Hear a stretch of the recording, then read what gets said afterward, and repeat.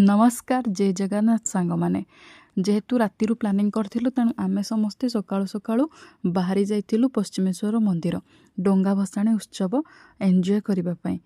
बो मु आ मो झियो बाहरी जाइथिलु। सेठी पहुंची देखिलु लोक बहुत भिड़।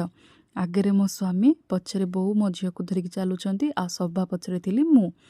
फाइनाली आमे जाइकी पहुँचलु नदी कूल सेठी डंगा को बंदेकी भसई सारिथिलु। आ सेठी जेहेतु एते भिड़ थिला आ किछि पिला माने थिले से माने पैसा कलेक्शन करिबारे व्यस्त थिले। सेतिपा आम डंगारे थिबा कॉइन को से माने आग कलेक्शन करि नैथिले। तापरे आमर अनुरोध सत्ते से माने डंगा भसेवा को छाड़ी थिले।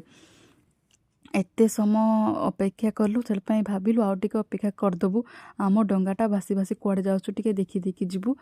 देखिला बेलू आम डंगाटा भासी भासी बहुत दूर चली जाइथिला।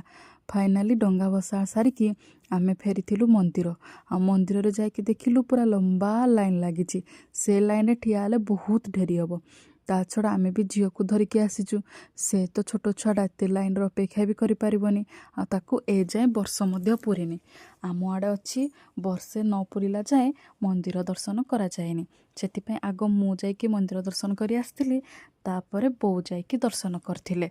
बोऊ को आसीबा को अपेक्षा करी आमे मा झियो से मंदिर पाखरे थिबा गोटे गछ तळे बसिकी तांको अपेक्षा करिथिलु। आ फाइनाली सकाळु बाहर के आसछु बहुत भोक। सेठी देखिलु बिना प्याज रसुण सब जिनस मिलुची। सेतिपई आमे आगे चली जाइथिलु दहीबरा पाखु। सेठी खाई साला परे पाख स्टॉल गुपचुप रो बास्ना बाहरी आस्तला।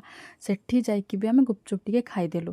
आ बहुत शोष लागिबारु पेट ठंडा करिया पई आखु रस पीके आमे घर को फेरिथिलु। हैप्पी बर्थडे आमे आसी सेलिब्रेशन करथिलु बोंको बर्थडे पार्टी। हैप्पी बर्थडे बोलू जिया ताली ताली मारो हैप्पी बर्थडे बोलू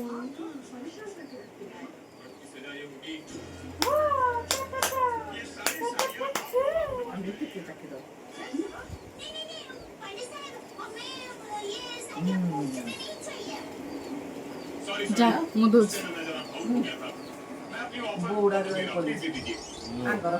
पूरा हाइट की जाए पाख को जाओ न ल देखा जबन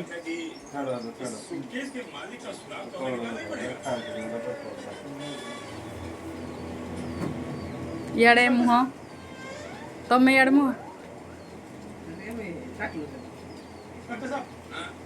ये सूटकेस मेरा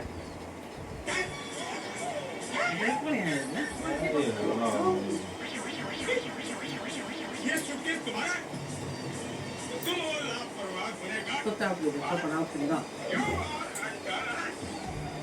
इस तरह कोई सूटकेस छोड़ के जाता है टेंशन देता है बड़ा सा देखिए मेरी बात सुनिए मेरी बात सुनिए ये मैं जानबूझ से छोड़ के नहीं गया था मैं इसको आपको बजे बताता हूँ अपनी बात सुनिए प्लीज तो सिर्फ कानून बोलेगा और तू सिर्फ सुनेगा